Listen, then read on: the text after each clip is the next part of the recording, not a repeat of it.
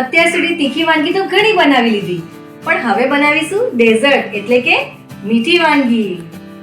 આજે હું તમારા માટે લઈને આવી છું મીઠી મીઠી અને સોફ્ટ માવા મખમલી રબડીની રેસીપી.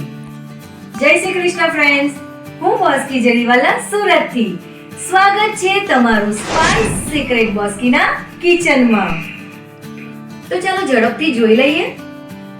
માવા મખમલી રબડી બનાવવા માટે સૌથી પહેલું ઇન્ગ્રેડિયન્ટ છે માવો. આ 150 ગ્રામ માવો છે, એને શેકી નાખશું. માવાને ધીમી આંચ પર ઘી છૂટું પડે ત્યાં સુધી શેકી લેશું. ધ્યાન રાખવું માવો બળી ન જાય. આપ જોઈ શકો છો માવો શેકાઈ ગયો છે, ઘી પણ છૂટું પડી ગયું છે. તો હવે એને એક સ્ટીલના વાસણમાં કાઢી ઠંડો પડવા દેશું. હવે રબડી બનાવવાની તૈયારી કરીશું.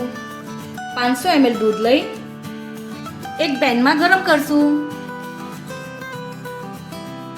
દૂધને બરાબર હલાવી ઉકળવા દેશું. આપ જોઈ શકો છો દૂધ બરાબર ઉકળી ગયું છે. તો એમાં 1 ચમચી કોર્નફ્લોર પાવડર નાખી બરાબર હલાવી દેશું. સતત હલાવતા રહેવું જેથી ગઠ્ઠી ના પડી જાય. ત્યાર પછી 2 ચમચી અમૂલ મિલ્ક પાવડર નાખીને હલાવી દેશું. હવે ફરીથી દૂધને 2 થી 3 મિનિટ માટે ઉકળવા દેશું. આપ જોઈ શકો છો દૂધ ઉકળીને જાડું થઈ ગયું છે. તેમાં 2 ચમચી ખાંડ નાખી દેશું અને 1 ચપટી એલચી પાવડર નાખીને હલાવી દેશું અને ફરીવાર 2 મિનિટ જેટલું ઉકળવા દેશું જેથી ખાંડ અંદર મિક્સ થઈ જાય. રબડી બનીને તૈયાર છે તો એને સાઈડ ઉપર મૂકીને ઠંડી પડવા દેશું. આપ જોઈ શકો છો રબડી ઉપર કેટલી મસ્ત મલાઈ આવી છે. માવો ઠંડો પડીને તૈયાર છે તો હવે તૈયારી કરીશું માવો મખમલી રબડીનો માવો બનાવવાની. હવે માવાને બરાબર મસળી નાખશું. ત્યાર પછી માવામાં 1 ચમચી ખાંડનું બુરું નાખી મિક્સ કરી દેશું. હવે સમય થયો ડ્રાયફ્રૂટ નાખવાનો. નાની અડધી વાટકી કાજુના ટુકડા, પિસ્તાના ટુકડા અને બદામના ટુકડા આ બધું નાખીને માવાને મિક્સ કરી દેશું. માવો અને ડ્રાયફ્રૂટ મિક્સ કરીને તૈયાર છે તો થોડીક વાર માટે રેસ્ટ આપશું. માવો રેડી છે તો હવે તૈયારી કરીશું માવો મખમલી બનાવવાની. હવે સૌથી પહેલા બ્રેડ લેશું. આ બ્રેડ નાની સાઈઝના લીધેલા છે. બ્રેડની ચારે બાજુથી કોર કાપી નાખશું. બ્રેડની કોર કાપીને રેડી છે તો હવે માવાનું સ્ટફિંગ કરીશું.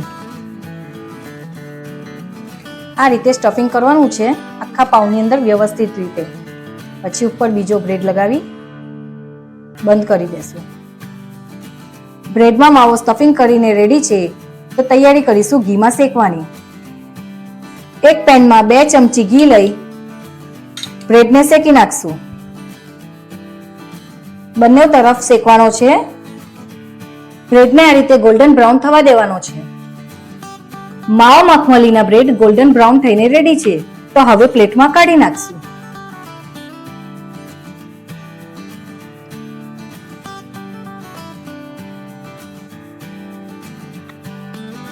રબડી તૈયાર, માવો મખમલી પણ તૈયાર.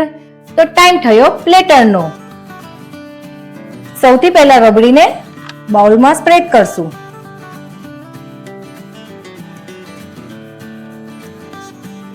ત્યાર પછી માવો મખમલી બ્રેડને રબડી પર મૂકી દેશું. માવો મખમલી બ્રેડને સેટ કર્યા બાદ રબડીથી ફરી ફિલ કરી દેશું.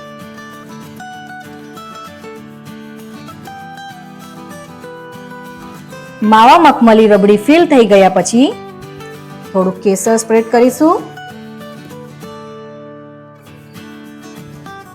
ત્યાર પછી થોડા કાજુના ટુકડા,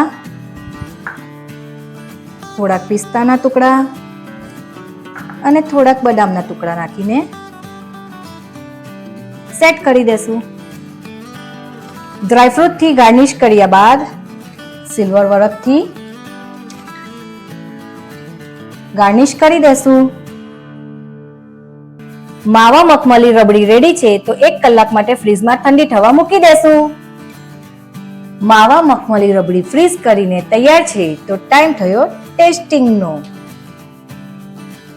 ઉપર નીચે ડ્રાયફ્રૂટ સાથે રબડી અને વચ્ચે માવા મખમલી. માવા મખમલી રબડી એક બેસ્ટ ડેઝર્ટ છે, તો તમે પણ ઘરે જરૂરથી ટ્રાય કરજો.